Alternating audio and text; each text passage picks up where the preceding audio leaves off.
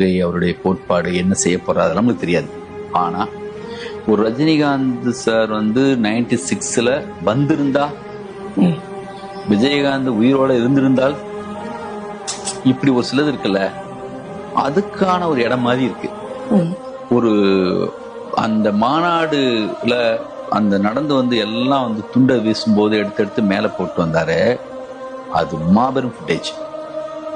அவர் என்ன செய்ய போறாருங்கிறது இனிமேல் நமக்கு தெரியும். நான் சமீபத்துல நம்ம கீர்த்தி சுரேஷ் அவங்க இதுக்கு போனப்போ அங்க தனியா அவர் சந்திக்கிறதுக்கான சந்தர்ப்பம் அமைஞ்சது. அப்ப நான் பர்சனலா அவர்கிட்ட அவரை நான் என்ன மாதிரி பாக்குறேன், வந்தா அவர் என்ன மாதிரி இருப்பாருங்கிறது ரொம்ப பர்சனலா பேசியிருக்கேன். ஒரு பெரிய கிரேஸ் இருக்கு, மிகப்பெரிய கிரேஸ் இருக்கு. அரசியலை பொறுத்த வரைக்கும் அந்த நேரம், அந்த காலகட்ட சூழல், அதெல்லாம் கூட சேர்ந்துதான் தீர்மானிக்கும். அது கண்டிப்பா இவர் ஒரு முக்கியமான ஒரு சக்தியா இருப்பாரு. அதுக்கான தகுதி இவர்கிட்ட இருக்கு. நான் அசிஸ்டன்ட் இருந்தப்ப அவரோட ஒரு படம் நான் அசிஸ்டண்டா ஒர்க் பண்ணியிருக்கேன். ரொம்ப ஒரு வேலையை எடுத்துக்கிட்டாருன்னா 100% செய்வார். ஒரு நிமிஷம் லேட்டாகவும் வர மாட்டாரு, முன்னாடி வர மாட்டாரு, பர்ஃபெக்டா இருப்பாரு.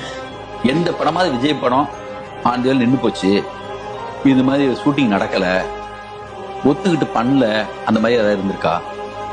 அவர் ஒரு வேலையை செஞ்சாருன்னா அவளை பர்ஃபெக்டா செய்வார். அதுக்கான தகுதி அவர்கிட்ட இருக்கு.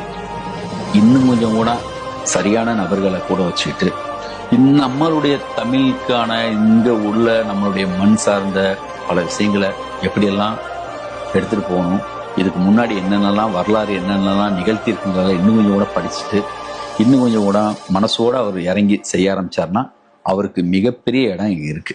அதுல மாற்றமே கிடையாது.